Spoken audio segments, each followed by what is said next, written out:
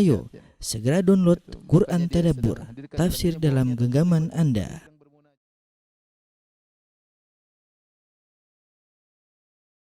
Bismillahirrahmanirrahim. Assalamualaikum warahmatullahi wabarakatuh. Alhamdulillahi ala ihsani wa syukru lahu ala taufiqihi wa amtinani wa asyhadu an la ilaha illallah wahdahu la syarika lahu ta'ziman li sya'ni wa asyhadu anna Muhammadan abduhu wa rasuluhu da'ila ridwani. Allahumma shalli alaihi wa ala alihi wa ashabihi wa ikhwani.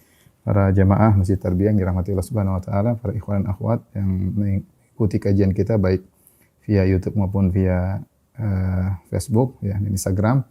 Pada kesempatan kali ini kita akan bahas tentang Ghazwah Mu'tah. Ghazwah Mu'tah. Mu'tah adalah salah satu nama tempat yang ada di timur Yordania yang jaraknya dari Madinah, sebelah utara kota Madinah kira-kira 1.100 km. Kira-kira 1.100 km. Dan perang ini terjadi pada bulan Jumadal Ula tahun 8 Hijriah. Sebagian ahli mencoba untuk mengkonversikan ke Masehi, maka mereka mengatakan sekitar terjadi pada bulan Agustus, yaitu musim panas. Musim panas terjadinya perang Mu'tah. Perang Mu'tah disebut dengan Ghazwah. Padahal kita tahu perbedaan antara Ghazwah dengan Sariyah. Kalau Sariyah adalah pasukan kecil yang dikirim oleh Nabi SAW atau pasukan yang Nabi kirim dan Nabi tidak ikut serta dalam pasukan tersebut. Adapun Ghazwah perang, yaitu Nabi ikut serta dalam peperangan tersebut. Ya. Meskipun perang Mu'tah adalah seharusnya Sariyah karena Nabi tidak ikut, tapi dikenal oleh para ulama dengan disebut dengan Ghazwah. Ya, sebagian datang dalam sebagian lafal hadis ya. Kenapa? Karena pasukan yang dikirim oleh Nabi sangat banyak, ya 3.000. Nabi tidak pernah mengirim pasukan untuk berperang sebanyak itu tanpa Nabi ikut ya. Tanpa Nabi ikut 3.000 pasukan. Terlebih lagi Nabi SAW tidak pernah mengangkat langsung 3 pemimpin, yaitu Abdullah Zaid bin Harithah, kemudian Ja'far bin Abi Thalib, kemudian Abdullah bin Rawaha, yang makanya dikenal dengan Jaisyul Umara, yaitu Nabi menentukan 3 pemimpin dalam peperangan ini. Dan Nabi SAW tidak ikut setiap sariyah, ya, karena Rasulullah SAW tidak ingin memberatkan para sahabat. Dalam suatu hadis kata Rasulullah SAW, "Walladzi nafsu Muhammadin biyadihi, laula an asyqa 'alal mu'minin ma qa'atu khalfa sariyatin taghzu fi sabilillah." Demi zat yang jiwa Muhammad berada di tangannya, kalau aku tidak merepotkan kaum mukminin, tidak memberatkan kaum mukminin, maka aku tidak akan duduk. Ya, yaitu aku akan ikut serta dalam setiap pasukan yang aku kirim yang berjuang di jalan Allah Subhanahu wa taala.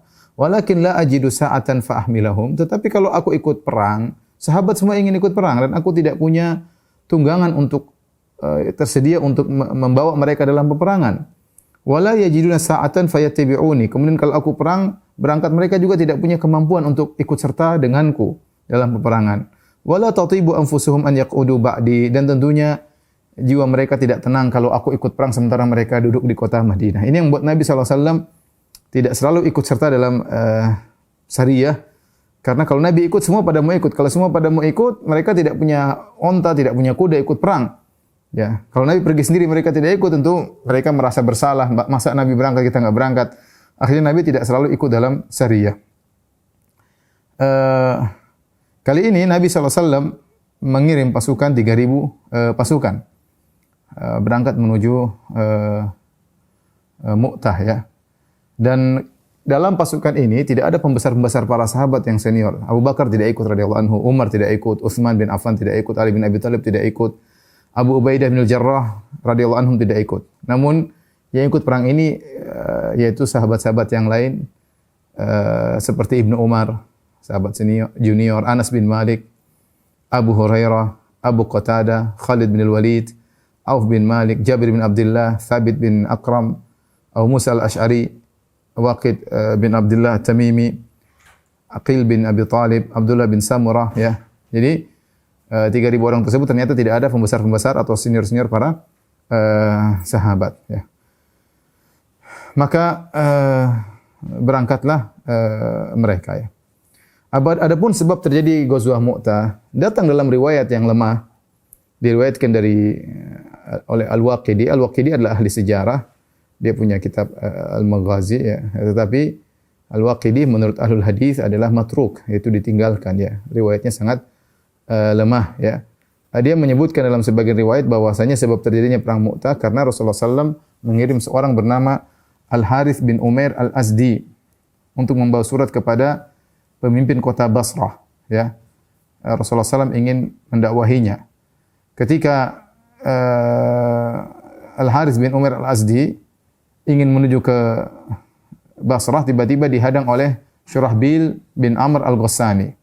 Syurahbil bin Amr Al-Ghassani adalah gubernur di kota Al-Balqa dan dia beragama Nasrani dan dia adalah bawahannya Heraklius yang berpusat di Syam, punya kerajaan-kerajaan kecil ya di sekitar Jazirah Arab, di antaranya yang dipimpin oleh Al-Ghassani tersebut, Syurahbil bin Amr Al-Ghassani. Ternyata Syurahbil Al-Ghassani menghadang Harits bin Umair, utusannya Nabi. Kemudian dia tanya, apakah kau utusannya Muhammad? Kata Al-Harits bin Umair, iya. Akhirnya dia ditangkap, diikat, kemudian dibunuh. Maka sampailah kabar ini kepada Nabi SAW. Padahal kode etik mereka ketika itu namanya utusan delegasi tidak boleh dibunuh.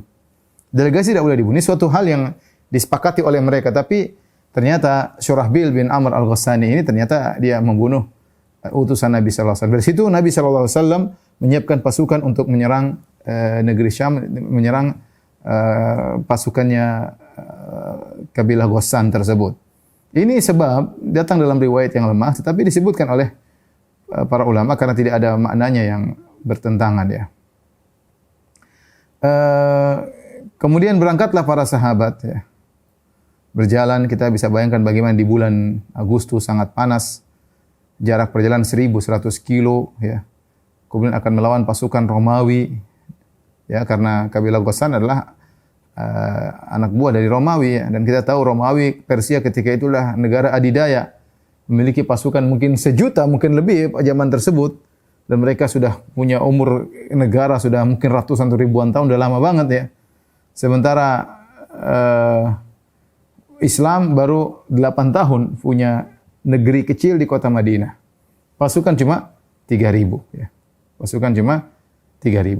Namun Rasulullah SAW mengutus mereka untuk berperang.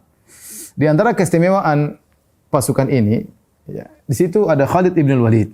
Khalid bin Walid telah sampaikan pada pertemuan lalu dia masuk Islam. Ya. Dan ini kali pertama Khalid bin Walid ikut serta dalam perang dalam pasukan kaum muslimin. Dan Nabi SAW sudah pernah menjanjikan kepada Khalid bahwasanya kalau Khalid masuk Islam, laqaddamnahu, kami akan mendahulukan dia daripada yang lain. Artinya kami akan menjadikan dia seorang pemimpin ya. Tetapi ketika Khalid bin Walid dalam pasukan ini, Khalid tidak ditunjuk sebagai pemimpin. Jadi antara sikap bijak Nabi SAW. Nabi cuma tunjuk 3 orang. Zaid, kemudian Ja'far, kemudian Abdullah bin Rawahah. Kata Nabi SAW, in kutila Zaidun fa Ja'far. Kalau Zaid terbunuh, maka Ja'far yang pegang bendera peperangan. Wa in kutila Ja'far, kalau Ja'far terbunuh, fa Abdullah bin Rawahah, maka yang menjadi pemimpin Abdullah bin Rawahah. Nabi tidak berkata, wa in kutila Abdullah bin Rawahah, kalau terbunuh Abdullah bin Rawahah, siapa pemimpin keempat? Rasulullah tidak sebutkan. Seakan-akan Rasulullah punya firasat bahwasanya ketiga ini akan meninggal dan mereka akan aklamasi mengangkat Khalid karena mereka tahu siapa Khalid bin Walid. Dan Nabi tidak menunjuk Khalid karena Khalid masih muda. Kemudian dia baru masuk Islam, tahu-tahu dijadikan pemimpin. Ini di antara strategi Nabi SAW dalam memperhatikan juga perasaan para sahabat ya. Meskipun dia pakar ya.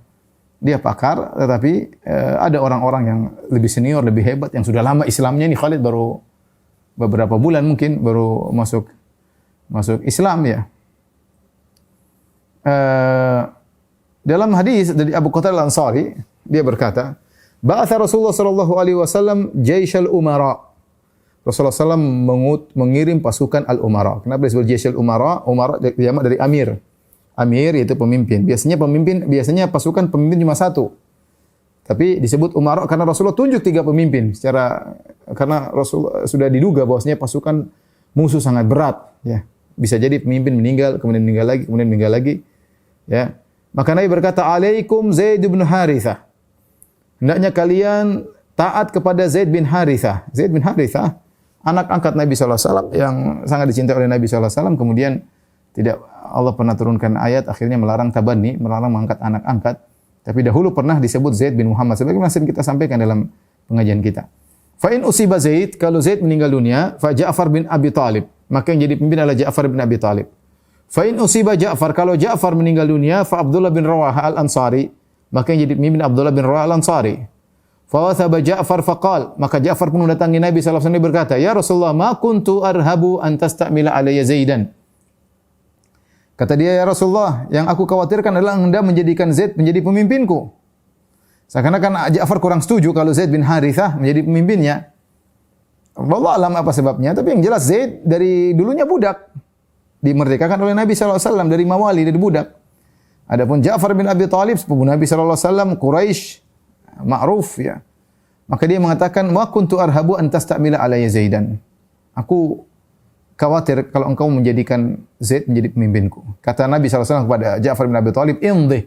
Lanjut wahai Ja'far. Fa innaka la tadri ayu dzalika khair. Kau tidak tahu mana yang lebih baik. Zaid bin Harithah radhiyallahu taala anhu adalah orang yang berpengalaman dan dia sudah sering ikut perang, bahkan dia pernah memimpin 5 sariyah berturut-turut.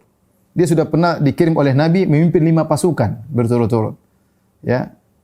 Dia punya salah satu sariyah yang pernah diutus oleh Nabi adalah ke arah utara, sehingga Zaid punya pengalaman tentang areal utara karena mereka akan berangkat menuju ke areal utara. Yaitu negeri Syam adalah utara kota Madinah. Jadi Nabi memilih Zaid ini bukan sembarangan. Dia berpengalaman. Sementara Ja'far bin Abi Thalib baru datang dari Habasyah. Ja'far orang yang sangat mulia, Ahlul Bait. Nabi mengatakan asbahta khalqi wa khuluqi, akhlakmu dan rupamu mirip dengan aku ya Ja'far ya.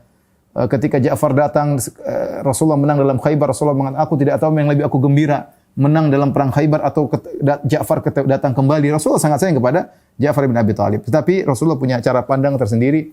Zaid bin Harithah orang berpengalaman. Makanya Aisyah pernah berkata, "Ma ba'atha Rasulullah SAW Zaid bin Harithah fi jaishin qat illa amarahu alaihim."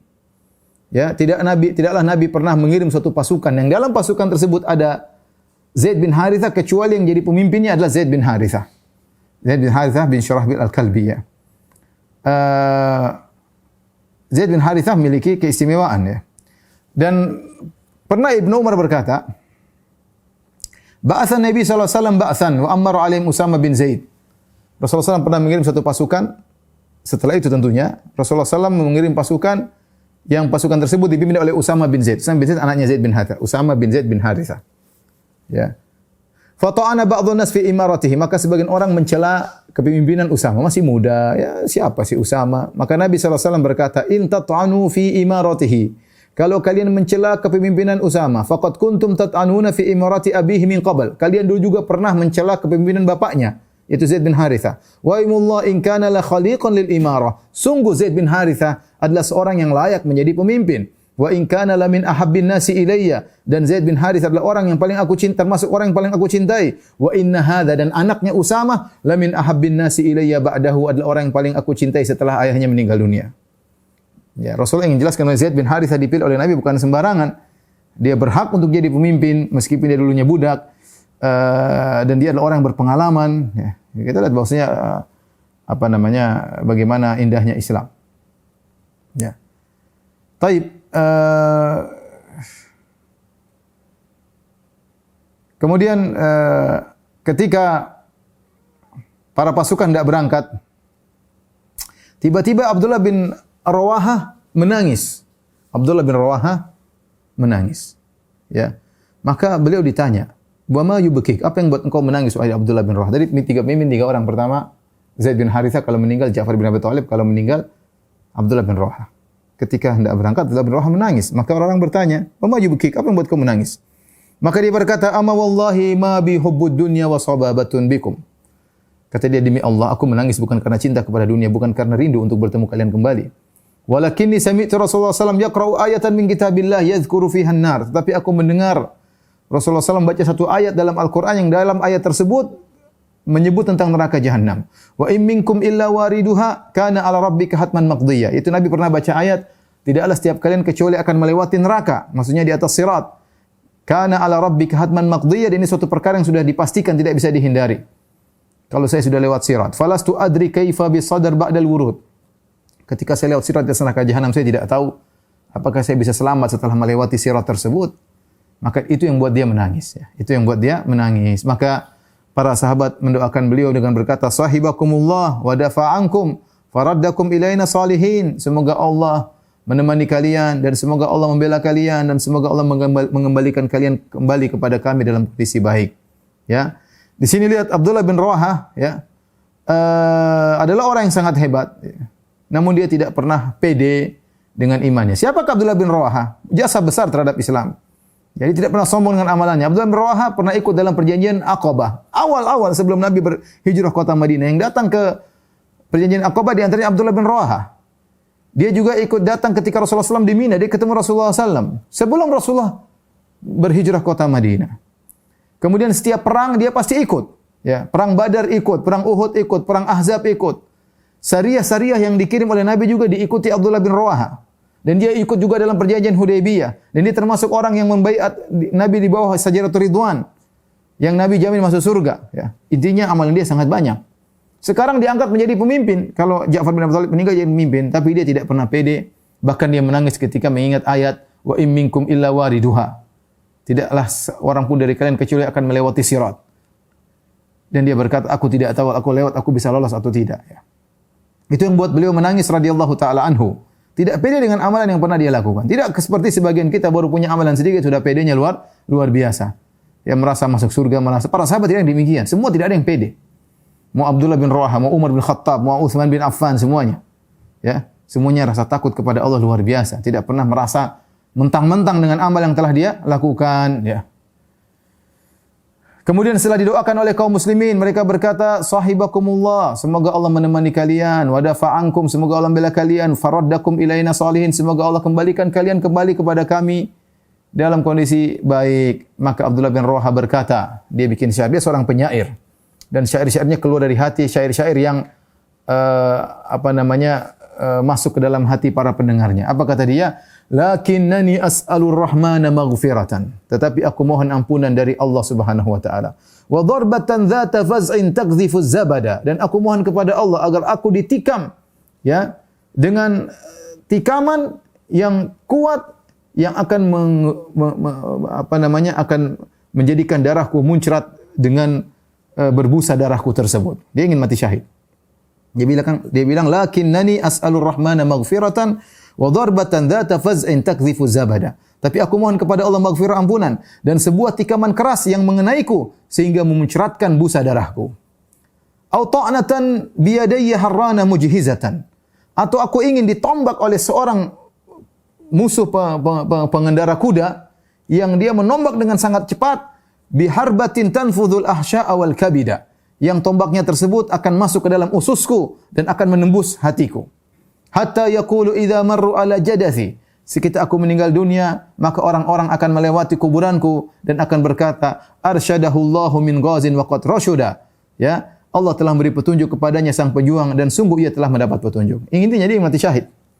Dan dia minta syahid dan Allah kabulkan permohonannya. Allah kabulkan permohonannya. Kemudian Rasulullah SAW ketika melepas mereka, perjalanan jauh 1.100 kilo, musuh banyak ya.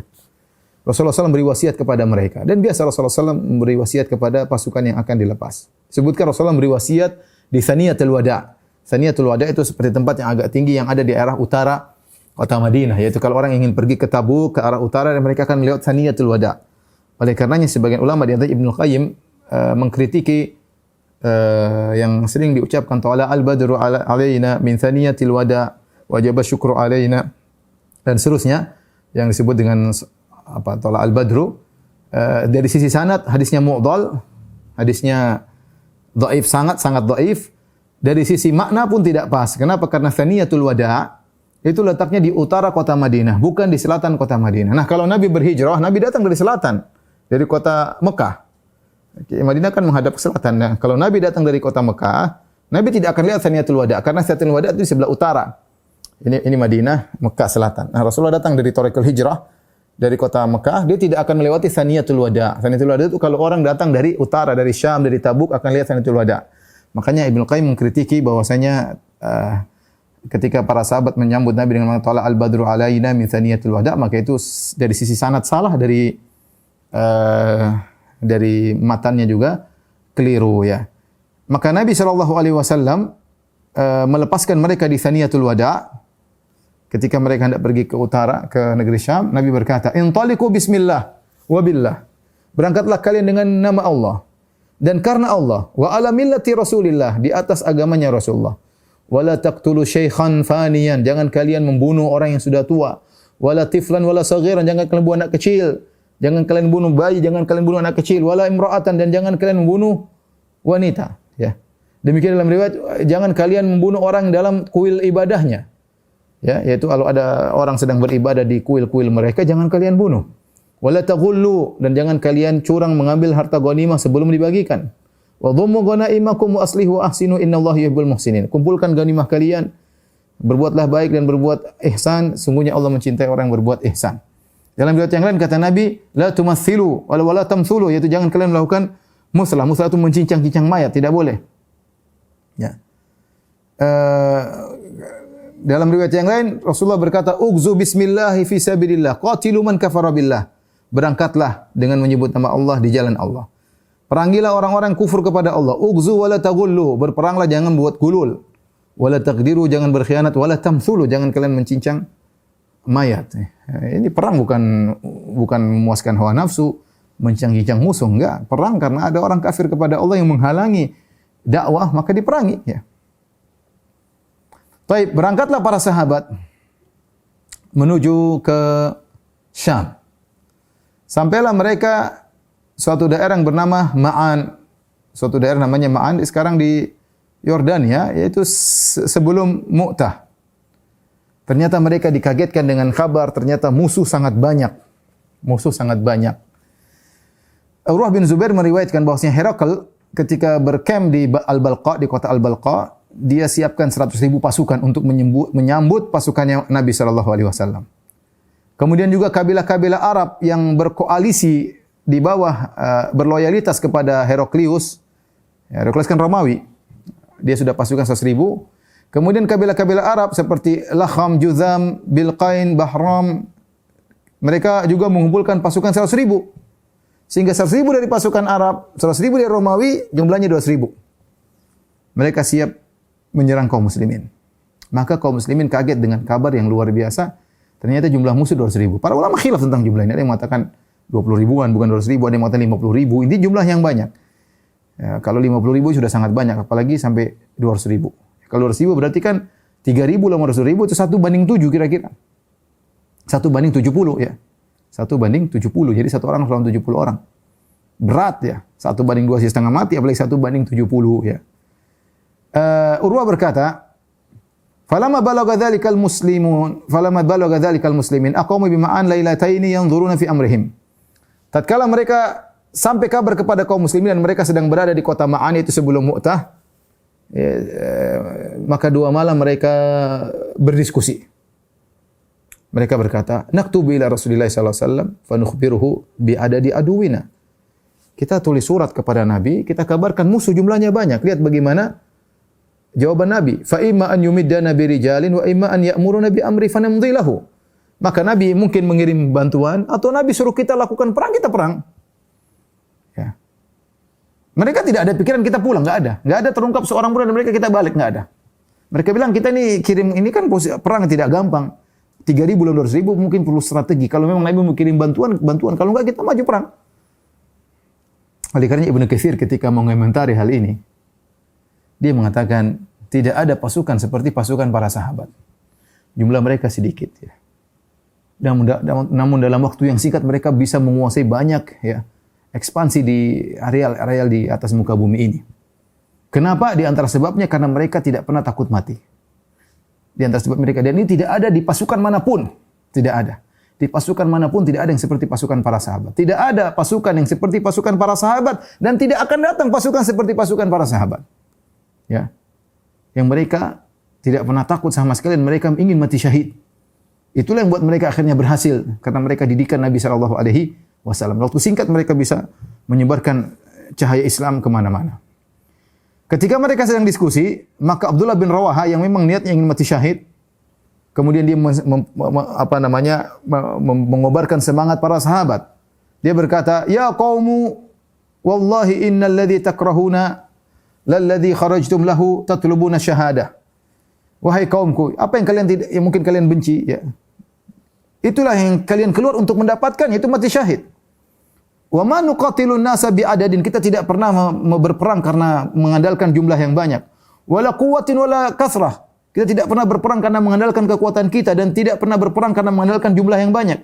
Innama nuqatiluhum bihadzal din. Tapi kita perang lawan mereka karena kita berpegang dengan agama kita. Alladzi akramana Allahu bihi, yang Allah membuat kita mulia dengan agama ini. Fantaliqu, maka berangkatlah, kita maju terus. Fa innama hiya ihdal husnaini. Depan kita cuma salah satu dari dua pilihan. Imma zuhur, menang, wa imma syahadah. Kalau enggak menang, mati syahid. Sudah. Dua-duanya baik. Apa yang lagi kita cari? Karena kalau mereka tulis surat kepada Nabi, 1100 kilo, kapan datang jawabannya? Sementara musuh di depan, sudah dekat. Mereka kabur pun dikejar dan mereka tidak pikir untuk mundur. Cuma mereka ingin tahu pendapat Nabi bagaimana. Apakah nunggu bantuan? Dan itu sulit.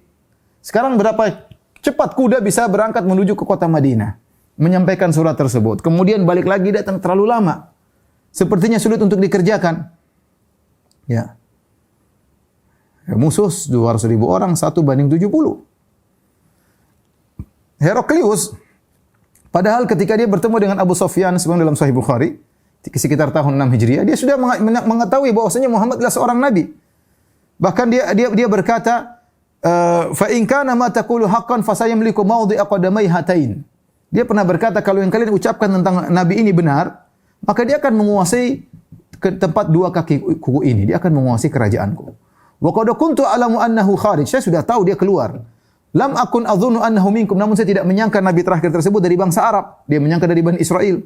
Falau anni a'lamu anni akhlusu ilaihi, kalau aku tahu aku bisa sampai kepada Muhammad, la tajashamtu liqa'ahu, akan berusaha untuk menemuinya. Walau kuntu indahu la ghasaltu an qadamihi, kalau aku berada di sisinya, maka aku akan mencuci kakinya. Artinya Heraklius dia yakin ini Muhammad itu nabi.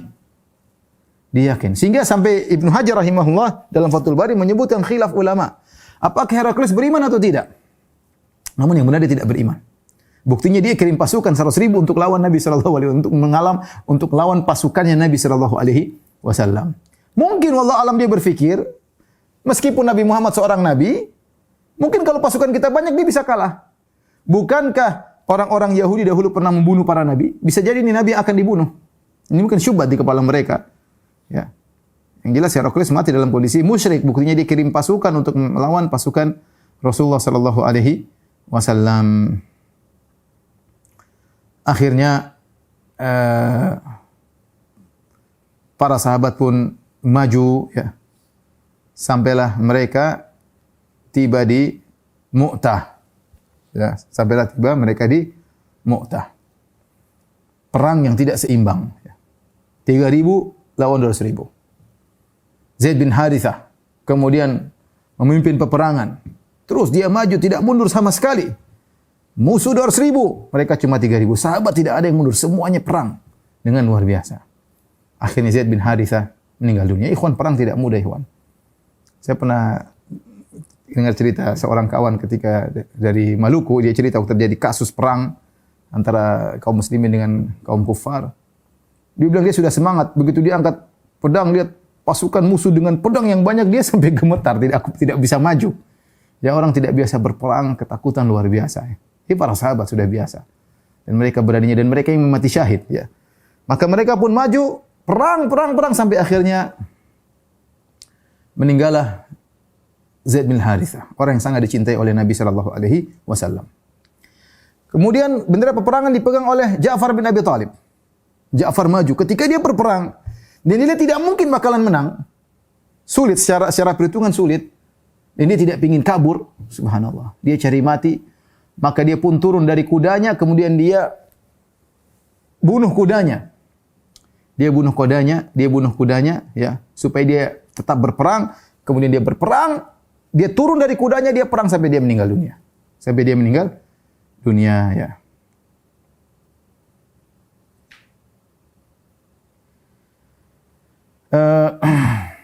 Ibnu Umar berkata, "Kuntu fihim fi tilkal ghazwah." Aku ikut serta dalam perang Mu'tah tersebut.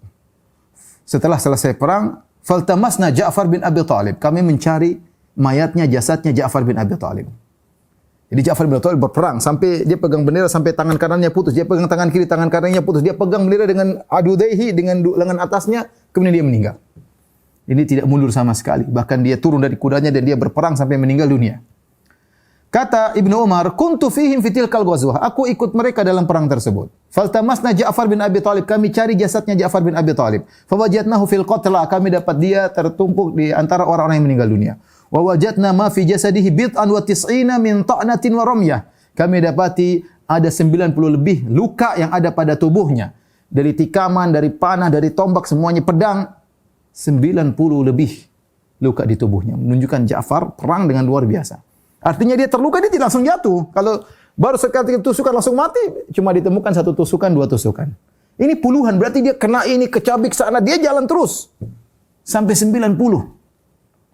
Dalam riwayat yang lain, Ibnu Umar berkata, fa'adadtu bihi khamsin. Aku hitung ternyata 50. Ada 50, dia hitung 1, ternyata 50 luka di tubuhnya. Baina ta'natin wa dharbatin.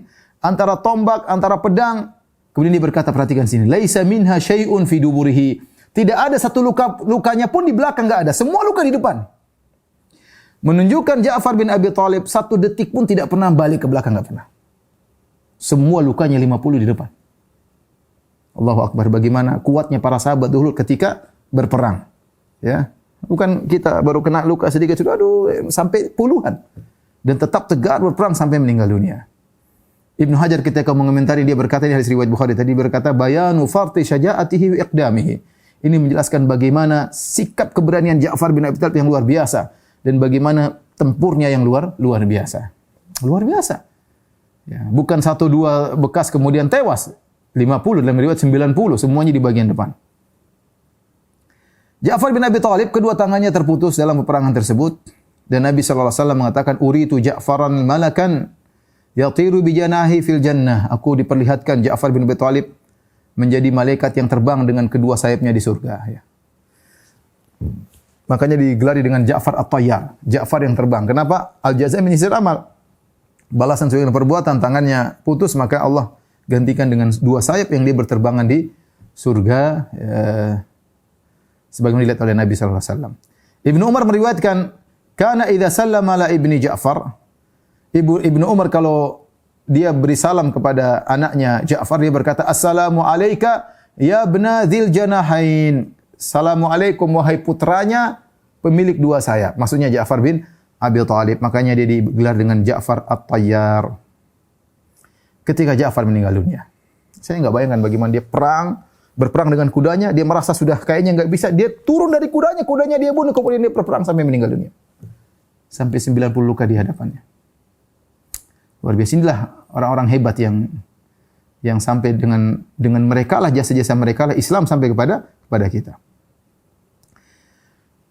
Tatkala Ja'far meninggal dunia, akhadha Abdullah bin Rawahah ar-rayah, maka bendera peperangan dipegang oleh Abdullah bin Rawahah. Tsumma taqaddama biha, kemudian dia maju. Bayangkan. Zaid bin Harithah sudah meninggal. Ja'far bin Abi Thalib sudah meninggal. Sekarang dia orang ketiga dan dia adalah pemimpin terakhir yang Nabi tunjuk. Dia pegang bendera tersebut wa huwa ala farasi, dan dia di atas kudanya. Ya. Faja'ala yastanzilu nafsahu wa yataraddadu ba'du taraddud. Maka dia berusaha maju dan kayaknya seperti ada sedikit keraguan. Maka dia berkata, "Aqsamtu ya nafsu latanzilinna." Aku bersumpah wahai jiwaku, turunlah engkau dari kudamu. Latanzilinna aw la tukrahinna. Turun atau aku akan paksa kau turun. In ajlaban nasu wa syuddurranna mali araki takrahinnal jannah. Ya. Jika orang-orang telah berteriak, bercampur baur, peperangan telah semakin hebat. Kenapa aku lihat engkau wahai jiwaku benci dengan surga? Ayo turun. Qad talama qad kunti mutmainnah. Ya. Telah sekian lama engkau tenang. Hal anti illa nutfatun fi syannah. Bukankah kau dulu hanyalah setetes air di tempat yang sudah usang? Sudah lama hidupmu. Sekarang masuk surga. Untuk apa lagi? Karena dia mengatakan demikian. Ada sedikit keraguan, maka dia kuatkan jiwanya. Ya, dia kuatkan jiwanya. Kata dia, turun kau wahai jiwaku. Kalau enggak aku akan paksa kau untuk turun. Terus ngapain lagi? Lihat orang sudah berperang, sudah bercampur baur. Kenapa kau tidak suka dengan surga? Sudah lama kau tenang-tenang saja, sekarang masuk ke dalam surga, maju. Dia juga berkata, "Ya nafsu illa tuqtali tamuti." Wahai jiwaku, kalau kau tidak terbunuh, kau juga akan mati. Hadza himamul mauti qad sadiyat. Ya. Bahwasanya inilah keputusan kematian yang telah menjelang tiba. Wa ma tamannaiti faqad u'titi. Apa yang kau inginkan, kau angan-angankan untuk mati syahid sudah datang di hadapanmu. In taf'ali fi'lahuma huditi. Kalau kau melakukan apa yang dilakukan oleh Ja'far dan Zaid bin Harithah, maka kau dapat hidayah. Maka dia pun turun, kemudian berperang sampai akhirnya meninggal dunia. Nabi SAW bercerita, akhadha raya Zaid. Nabi berperang. Nabi di kota Madinah, Nabi kumpulkan para sahabat. Nabi cerita kepada para sahabat tentang peperangan tersebut. Allah tampakkan dengan ilmu gaib, Nabi melihat peperangan tersebut. Jarak 1.200 kilo. Tapi Nabi cerita. Kata Nabi, akhadha raya Zaid. Bendera peperangan dipegang oleh Zaid. Fa'usiba. Kemudian dia pun mati syahid. Thumma akhadhaha Ja'far. Fa'usiba. Kemudian Ja'far mengambil bendera peperangan. Dia pun mati syahid. Thumma akhadhaha Abdullah bin Rawaha. Fa'usiba. Kemudian bendera peperangan diambil oleh Abdullah bin Rawaha dan kemudian dia meninggal dunia. Wa inna ainaihi latadrifan. Nabi kedua matanya mengalirkan air mata ketika menceritakan kisah tersebut. Thumma akhadhaha Khalid min ghairi imratin fa fatahallahu alaihi. Kemudian bendera peperangan diambil oleh Khalid bin Walid, ya. Fa fatahallahu alaihi, dan Allah pun memenangkan lewat Khalid bin Walid. Wa ma yasurruni annahum indana. Atau qala wa ma yasurruhum annahum indana. Meskipun demikian aku tidak suka kalau mereka bersama kita. Mending mereka meninggal dunia dalam peperangan. Nabi bercerita demikian sambil menangis di hadapan para sahabat. Bagaimana kisahnya ketika Abdullah bin Rawaha meninggal dunia? Nabi tidak menunjuk pemimpin yang keempat. Nabi cuma bilang, Zaid kalau meninggal, Ja'far, kalau Ja'far meninggal, Abdullah bin Rawaha. Nabi tidak menunjuk orang keempat. Kalau Nabi mau bilang, mungkin Nabi bilang Khalid. Tetapi Nabi tidak tunjuk Khalid seperti saya katakan tadi. Khalid baru masuk Islam. Dan para sahabat banyak yang belum masuk Islam. Bagaimana Khalid ditunjuk? Tapi secara aklamasi mereka pasti pilih Khalid. Ketika Abdullah bin Rawaha meninggal dunia, maka Thabit bin Aqram mengambil bendera. Kemudian dia berkata, ya ma'syarul muslimin, istalihu ala rajulin minkum. Wahai kaum muslimin, kita dalam peperangan. Ini hari pertama perang sudah pada meninggal. Pilih satu orang dari kalian jadi pemimpin. Qalu anta, engkau saja jadi pemimpin. Qala ma ana bifa'il, aku tidak akan jadi pemimpin. Kemudian orang diskusi, Khalid bin Walid dipilih. Pertama ikut perang dan dia dijadi tugas yang berat, musuh lawan 200.000 orang, sementara para pemimpin umara sudah meninggal dunia satu demi satu. Fadafa ila Khalid bin Walid, maka Sabit bin Aqram menyerahkan bendera kepada Khalid bin Walid. Kemudian Khalid bertanya, lima tadfa'uha ilayya? Kenapa kau serahkan bendera peperangan kepada aku? Mesti ada orang lain. Kenapa aku jadi pemimpin? Dia juga tidak bangga, saya enggak. Khalid bin Walid baru masuk Islam, dia tahu diri. Dia mengatakan, kenapa kau serahkan kepada aku? Maka Thabit bin Aqram berkata, anta a'lamu bil qitali minni. Orang sebuah masyhur, engkau lebih jago perang daripada saya. Engkau lebih jago strategi daripada saya. Khalid bin Walid, panglima yang tidak pernah kalah dalam peperangan apapun. Khalid bin Walid. Akhirnya, ya, Khalid bin Walid pun memegang bendera peperangan. Dalam riwayat kata Nabi kata sahabat, ya, Anas bin Malik berkata, Nabi sallallahu alaihi wasallam na'a Zaidan wa Ja'faran wa ibn Rawaha linnas. Rasulullah SAW beri kabar kepada para sahabat tentang meninggalnya Zaid, tentang meninggalnya Ja'far, tentang meninggalnya Abdullah bin Rawaha. Ya, sebelum datang kabar, Rasulullah ceritakan di kota Madinah. Rasulullah berkata, akhadha rayata Zaid fa usiba. Ya, bendera diambil oleh Zaid maka dia pun meninggal. Tsumma akhadha Ja'far. Ja'far mengambil bendera fa usiba, dia pun meninggal mati syahid. Tsumma akhadha Ibnu Rawaha fa usiba. Abdullah bin Rawaha mengambil bendera kemudian dia pun meninggal. Wa ainahu tadrifan, sementara kedua mata Nabi mengalirkan air mata. Hatta akhadha sayfun min suyufillah. Kemudian bendera tersebut diambil oleh pedang Allah. Saat itu Nabi kasih gelar Khalid bin Walid dengan pedang Allah. Salah satu dari pedang-pedang Allah. Hatta fatahullahu alaihim, sampai Allah memenangkan mereka. Dalam riwayat yang lain, Nabi berkata kepada para sahabat di kota Madinah, "Ala ukhbirukum an jayshikum hadzal ghazi?" Maukah aku kabarkan kepada kalian wahai para sahabat tentang kisah pasukan kita yang sedang berperang di negeri Syam? Innahum intalaqu hatta laqul adu. Sungguhnya mereka telah berangkat dan mereka telah bertemu dengan musuh. Para sahabat enggak tahu. Fa usiba Zaidun syahidan. Zaid bin Harithah meninggal dunia mati syahid. Kata Nabi, usiba Zaidun syahidan. Zaid mati syahid. Fastaghfiru lahu. Mohonlah ampunan buat Zaid. Fastaghfar lahun nas. Orang, ya Allah ampunilah Zaid. Ghafarallahu lahu. Orang mendoakan, ya Allah ampunilah Zaid, mati syahid. Tsumma akhadha liwa Ja'far bin Abi Thalib. Nabi lanjutkan ceritanya. Kemudian bendera peperangan diambil oleh Ja'far bin Abi Thalib. Fashadda 'alal qaum, maka dia pun menyerang dengan sangat kuat hatta qutil syahidan, sampai dia pun meninggal mati syahid. Ini menunjukkan bagaimana Ja'far luar biasa. Nabi tahu, Nabi cerita kepada para sahabat sampai dia pun mati syahid. Asyhadu lahu bisyahadah. Aku bersaksi dia mati syahid. Fastaghfiru lahu. Mohonlah ampunan buatnya.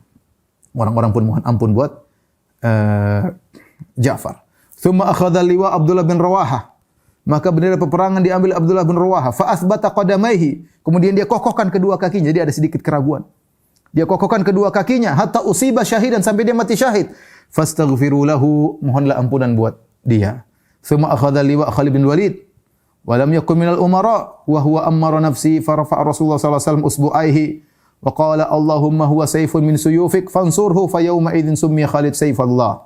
Maka Nabi berkata bendera peperangan diambil Khalid bin Walid dan dia bukan termasuk para umara, enggak ada. Ya. Orang-orang memilih dia. Maka Rasulullah SAW mengangkat kedua tangannya, kedua jarinya. Rasulullah berdoa, Allahumma huwa sayfun min suyufik.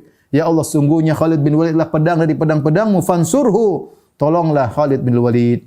Sejak saat itu Khalid bin Walid dikenal dengan pedang Allah. Taib, maka Khalid bin Walid memimpin peperangan, menghabiskan hari tersebut. Itu satu hari sudah berjalan tak berapa lama, peperangan sudah orang berguguran.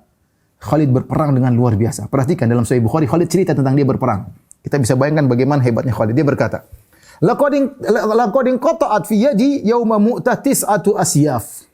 Ketika perang Mu'tah, 9 pedangku patah semua. Luar biasa. Saya nggak bisa bayangkan gimana jagonya para sahabat ya. 9 pedang, panggang sampai pedang patah. Kita pakai pedang, tangan kita patah, nggak kuat. Ini perang sampai 9 pedang patah. Luar biasa Khalid bin Walid. Luar biasa. Ya. Mereka kuat dengan semangat luar biasa. Ya, sahabat-sahabat Nabi SAW. Beliau berkata, Laqad qata'at fi yadi yauma Mu'tah tis'atu asyaf. 9 pedang patah di tanganku. Sudah berapa banyak orang yang dibunuh oleh Khalid? Coba bayangkan. 9 pedang patah lawan luar biasa. Enggak tahu, mungkin tabrakan dengan pedang, tabrakan dengan tombak sampai patah pedangnya. Fama baqiya fi yadi illa safihatun yamaniyah. Ya, dan tidak tersisa di tanganku kecuali pedang dari Yaman, buatan Yaman. Dalam riwayat yang lain, ya, laqad duqqa fi yadi yauma Mu'tah tis'atu asyaf.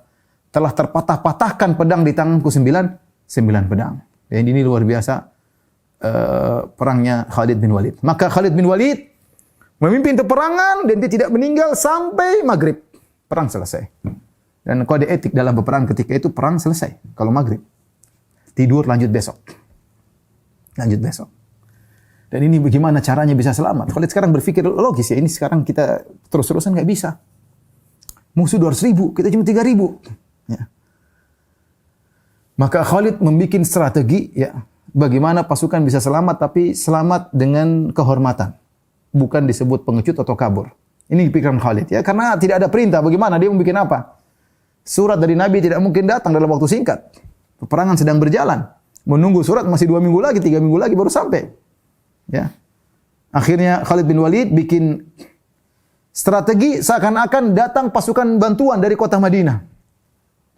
Bagaimana caranya disebut oleh sebagian ulama, yaitu Khalid bin Walid mulai malam-malam itu menggerakkan kuda. Kuda sehingga debu-debu berterbangan di malam hari. Orang-orang Romawi mungkin melihat dari jauh ya. Ada kuda-kuda, suara kuda enggak berhenti, mereka mungkin istirahat sementara kuda-kuda terus bunyi. Mengesankan seakan-akan ada musuh dari kota Madinah. Wal harbu khuda'ah. Dan namanya peperangan tipu daya. Trik dan strategi. Ya. Maka kuda-kuda pun bergerak di padang pasir. Di Mu'tah itu di padang pasir. Kemudian debu-debu berterbangan. Ya. Seakan-akan ada pasukan datang. Kemudian ketika besok harinya Khalid bin Walid merubah posisi. Yang di belakang di depan, yang kanan di kiri, yang kiri di kanan. Rubah semua aturan pasukan. Dan orang-orang Romawi sudah tahu bagaimana hebatnya para sahabat. Mereka seharian penuh tidak bisa menghabisi 3.000. Mereka 200.000 tidak bisa menghabisi 3.000. Para sahabat perang dengan luar biasa. Ya. Tadi Khalid bin Walid sampai gimana lawan Khalid 9 pedang patah. Belum mati juga. Lawan Ja'far bin Abi Thalib sampai puluhan luka belum mati juga. Masih terus perang gimana? Mungkin tancap sini, terus terus luar biasa. Mereka tahu hebatnya kaum muslimin. Tiba-tiba ketika keesokan harinya perang lagi, ternyata wajah-wajah sudah berubah. Orang-orang Romawi menyangka ada pasukan dikirim dari kota Madinah. Ya, mereka bilang, wah ini kemarin saja sudah setengah mati, apalagi pasukan bertambah. Mulailah berperang sampai akhirnya Khalid pun membawa mundur pasukan sedikit demi sedikit. Ya. Mundur sampai akhirnya mereka pulang dan mereka tidak dikejar. Khalid menghindari al-mutaradah, itu pengejaran. Orang-orang Romawi pun tidak gentar untuk mengejar. Mereka ini gimana mengejar? Ya, mereka mundur. Ya. Khawatir kalau mereka kejar ternyata jebakan, ternyata musuh masih banyak di belakang sehingga mereka tidak berani kejar. Karena kalau dikejar repot. Kalau dikejar pasukan kaum muslimin mundur dikejar, ya, maka tentu aib besar bagi kaum muslimin, kemudian apalagi mereka kemudian kalah. Kalau mereka pun maju sampai mati seluruhnya pun aib bagi kaum muslimin, semua sudah diperhitungkan oleh Khalid bin Walid. 3.000 paksain lama-lama juga habis. Belum kalau perang kaum Romawi ngirim pasukan tambahan. Ya. Dan kalau 3.000 mati semua, suatu hal yang di saat itu adalah kerugian besar bagi kaum muslimin. Pasukan mereka cuma sedikit. Perang Khandaq aja cuma 3.000. Tahun ke-5 Hijriah, tahun 8 3.000 juga dikirim, ya. Oleh karena Khalid dengan kecerdasannya, maka dia berpikir bagaimana bisa selamat dengan tetap tanpa terhina. Ya caranya tadi dia bikin tipu daya, trik, seakan-akan musuh datang, seakan-akan pasukan bantuan datang, dia rubah posisi pasukan sehingga orang-orang Romawi pun menyangka ini pasukan baru. Sehingga ketika Khalid mundur, terkesan seakan-akan Khalid memancing mereka untuk mundur ke areal padang pasir. Romawi enggak berani kejar. Mereka khawatir itu jebakan. Akhirnya mereka biarkan kaum muslimin pun pergi. Taib. Demikianlah perang Mu'tah secara singkat. Ada faedah yang bisa kita ambil di sini, bagaimana ketika Nabi SAW bercerita tentang meninggalnya para sahabat, kata Nabi SAW, kutila Zaidun syahidan istaghfiru li akhikum. Istaghfiru lahu. Sungguhnya Zaid mati syahid, maka mohonlah ampunan buatnya. Sungguhnya Ja'far mati syahid, maka mohonlah ampun buatnya. Sesungguhnya Abdullah bin Rawahah mati syahid, maka mohon ampunlah buatnya. Ini dalil bahwasanya orang-orang yang syuhada, mereka juga butuh untuk kita doakan agar Allah semakin meninggikan derajatnya. Oleh karena Nabi SAW pergi ke syuhada Uhud dan Nabi doakan mereka. Ya, maksud saya jangan sampai seorang berbalik. Ya, oh orang-orang mati syahid, mereka punya kedudukan di sisi Allah, kita minta sama mereka. Nabi tidak mengajari kita minta kepada orang mati syahid. Nabi mengajari kita doakan mereka agar mereka semakin tinggi kedudukan di sisi Allah. Kalau semua orang mengatakan orang mati syahid, orang yang mati syahid masih hidup. Ya benar masih hidup, tapi dalam alam barzakh. Bukan hidup seperti di dunia. Kalau hidup seperti di dunia, maka hartanya tidak diwariskan, istrinya enggak boleh kita nikahi. Tapi Ja'far bin Abi Thalib punya istri, dia meninggal, Asma binti Umayyah dinikahi oleh Abu Bakar. Abu Bakar meninggal, Asma binti Umayyah menjadi janda, dinikahi lagi oleh Ali bin Abi Thalib. Jadi mereka juga butuh orang sudah meninggal dunia, inqata amul, amalnya terputus. Maka orang-orang yang menziarahinya atau menziarahi kuburannya hendaknya mendoakan mereka, bukan minta doa kepada orang-orang yang mati syahid tersebut. Akhirnya Khalid bin Walid membawa pasukan kembali ke kota Madinah dengan penuh keselamatan. Baik, demikian kajian kita, semoga bermanfaat. Kurang lebih saya maaf. Yang benar datang dari Allah Subhanahu wa taala, yang salah dari saya pribadi sendiri syaitan. Semoga Allah mengampuni dosa-dosa kita. Wabillahi taufiq wal hidayah. Assalamualaikum warahmatullahi wabarakatuh.